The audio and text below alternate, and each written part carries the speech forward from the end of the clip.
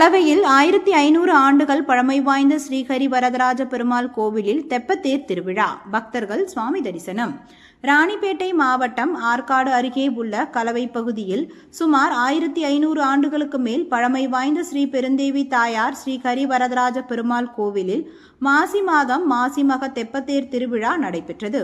முன்னதாக கோவிலில் ஸ்ரீ பெருந்தேவி தாயார் ஸ்ரீ ஹரி வரதராஜ பெருமாளுக்கு பல்வேறு வாசனை கலந்த வண்ண பூ மலர்களை கொண்டும் தங்க ஆபரணங்கள் மூலம் அலங்கரிக்கப்பட்ட பட்டாபிராமர் அலங்காரத்தில் ஸ்ரீ ஹரி வரதராஜ பெருமாளுக்கு மகா கற்பூர தீபாராதனை காட்டப்பட்டது.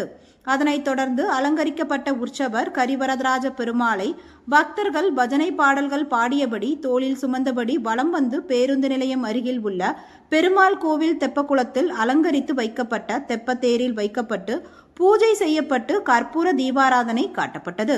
இதில் பக்தர்கள் கோவிந்தா கோவிந்தா என முழக்கமிட்டு சுவாமி தரிசனம் செய்தனர்.